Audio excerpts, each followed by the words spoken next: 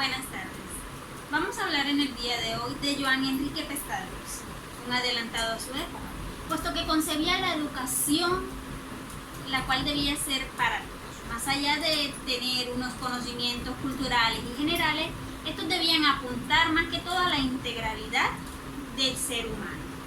Para entender un poco a Pestalozzi debemos conocer un poco del ambiente de su época y de las características que lo llevaron a ser la gran persona que fue. Pestalozzi nace en el año 1746 en el siglo de las luces, de la ilustración, de la supervaloración de la razón, que luego culminaría con el idealismo alemán de Kant. Rousseau fue uno de sus grandes inspiradores en esta etapa educativa, puesto que impacta su alma sensible, llenando su espíritu soñador al cumplir con una de sus grandes aficiones, que era educar a los más vulnerables, aquellos a los que la educación ha dejado a un lado. En esa época podíamos ver instituciones como las academias, los seminarios y las escuelas para pobres, es decir, escuelas primarias donde los maestros eran mal pagados.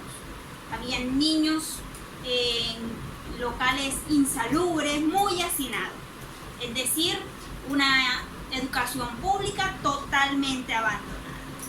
En ese tiempo, pues los gobernantes, los burgueses, se rehusaban entonces a instruir al pueblo. Para Pestalozzi era muy importante satisfacer las necesidades de los maestros, pues ello ayuda a que le brinden un mejor aprendizaje a los niños y a su vez pues lograr que el estudiante se forme de manera integral. Según Pestalozzi, nosotros como docentes debemos tener una concepción de solidaridad y altruismo con aquellos que más lo necesitan, con aquellos que tienen menos oportunidades para educarse. Y esto se ve todavía hoy en día, puesto que debemos asignarle a los más necesitados la oportunidad de cambiar su vida, de desarrollarse e integrarse en la sociedad. Para Pestalozzi era muy importante, dado que él era el promotor de la educación popular, esa que llega a todos los más excluidos, centrarse en la educación a los niños. Ese fue su gran aporte como pedagogo en todo el sentido de la palabra. Pestalozzi en su época de juventud organiza en su casa una finca de explotación agrícola que no llega a tener éxito, pero más adelante funda una empresa industrial textil con niños pobres que recoge de los alrededores de su localidad, enseñándoles e instruyéndolos en muchas actividades agrícolas y textiles.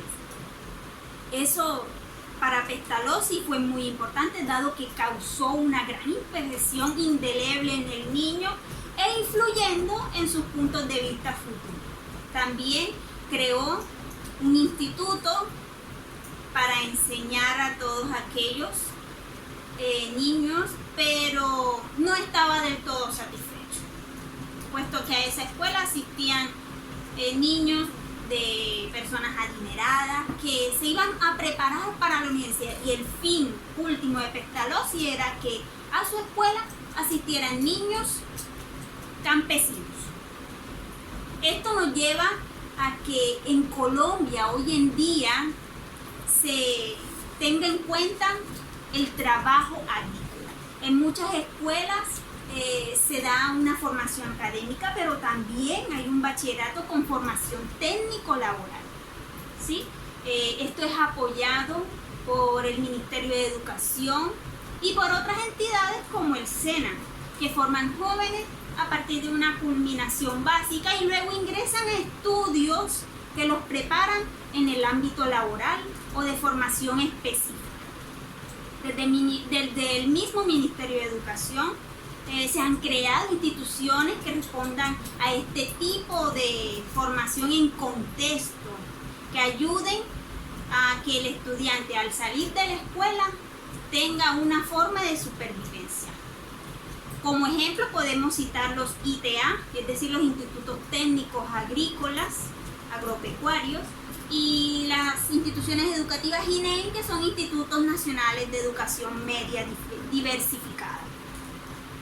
Además de eso, Pestalozzi expuso grandes ideas en torno a la educación en su famoso libro Cómo Gertrudis enseña a sus hijos, en el cual determina que el método a utilizar debe ser el deductivo, pues se parte de lo más sencillo a lo más concreto, lo más difícil, y de ahí él afirma que la educación no debe llenar a los niños de conocimientos, sino que debe respetar el ritmo de aprendizaje de cada uno para que más adelante se desarrollen favorablemente.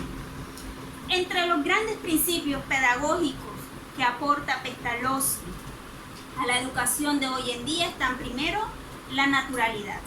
Este principio nos dice que el niño debe experimentar por sí solo, tener contacto directo con la naturaleza y todos los objetos que lo rodean. Es decir, el niño debe ser libre para explorar el medio físico y natural. Así el niño tendrá un mejor aprendizaje. Segundo principio, mayor importancia a la educación elemental, es decir, las bases, el preescolar. Todo aprendizaje debe partir de la experiencia y del interés del niño, por supuesto. Pestalozzi nos dice que no se le debe enseñar al niño lo que él no observa y lo que no es significativo para él. Llevémoslo a la práctica. ¿Cómo enseñamos al niño las partes de la planta cuando tenemos en nuestra escuela un jardín y podemos llevar a los niños a plantar esa planta y mostrarles físicamente todas sus partes? Otro principio pedagógico de Rousseau es la integración a la educación, todas las actividades físicas. La educación física él la concibe como una fortaleza corporal, no con miras a formar atletas, sino que el niño se desenvuelva libremente, es decir, que tenga ejercicios acompañados de música para que éste tenga un mejor aprovechamiento. Él mira la educación física como una forma de desarrollar no solo nuestra parte corporal, sino también nuestra mente y nuestra voluntad. A través de esto el niño resulta en una mejor percepción de sensaciones visuales, auditivas y de todo tipo que lo ayuden no solo a pensar, sino a crear. Aquí podemos implementar un poco el aprendizaje que se da del karate y de defensa personal, que son ejercicios que nos ayudan no para atacar y dañar a los demás, sino para mantener nuestro dominio de las emociones y nuestra voluntad. Además de eso, Pestalozzi hizo grandes énfasis en lo matemático, pues él enseñaba los números a través del conocimiento previo de los niños. Presentaba materiales con los cuales ellos pudieran practicar, ¿sí? Llevaba el aprendizaje matemático desde lo más concreto hasta el nivel más abstracto. Segundo, él partía del aprendizaje de la lectura y del lenguaje a través del método analítico. Es decir, primero se le enseña el sonido de las letras para luego llegar a la escritura de palabras. Además de eso, él tenía muy en cuenta las artes plásticas. Él tenía un gran pensamiento de que el niño podía dibujar todo lo que veía y a través del dibujo expresar todo aquello que él sentía. Además, miraba esa parte emocional del niño como una fuente de gran riqueza, puesto que el maestro debe ser el guía en el aprendizaje y en el desarrollo de la personalidad de cada uno de sus estudiantes. Además de eso, Rousseau consideraba que el aprendizaje debía ser de una manera práctica. Se podía comparar entonces el arte del maestro con el arte de ser un jardinero. Vamos a hacer esa comparación. Cuando tienes una planta y la siembras, cada día hay que regarla para que ésta pueda crecer. Si no la riegas, esta planta se te puede marchitar. Y si aparecen malezas alrededor, entonces vamos eliminando todo aquello que impide su pleno desarrollo. Así es el maestro en la práctica. Además, el maestro considera de suprema importancia el contacto directo entre la madre y el hijo, dado que Pestalozzi a la edad de 5 años fue criado por su madre y una institutriz. Su padre muere y él queda a cargo de solamente la parte materna. Entonces él ahí tiene esa gran influencia de la madre, en el cual activa todo ese lazo afectivo, ese don de confianza que le permite al maestro partir de eso. La disciplina que es contraída por el docente debe ser relacionada también con el amor que le tienen los estudiantes al maestro. Pestalozzi centraba la educación de los niños en la formación de la personalidad y carácter moral de las personas, al mismo tiempo que el docente no puede suprimir su proceso de desarrollo natural de la personalidad, puesto que en esta etapa el docente es el guía en el camino correcto que el niño debe tomar.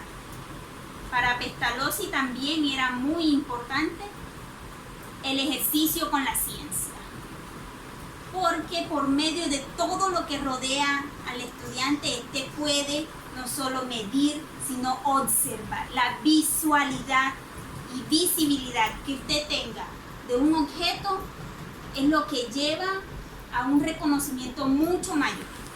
Él decía que mientras más sentimientos se usen durante la definición o la esencia de un objeto, este tiene más significado para el estudiante. Llevémoslo también a la práctica. ¿Cómo enseñarle a un niño en la etapa de preescolar o los grados primeros a leer la palabra pipa? Si esta no tiene un significado, el niño no la ha visto ni ha tenido contacto directo con ella. Pipa, sabemos que es un elemento, un objeto que utilizaban las personas anteriormente para fumar. Pero esto no tiene nada de común para el estudiante, por eso para algunos puede que sea difícil de asimilar, para otros solamente lo llevan como algo teórico. En fin, hablemos entonces de ese gran aporte que nos deja Pestalozzi en la educación como hombre, como pedagogo, dado que fue un incansable precursor de la educación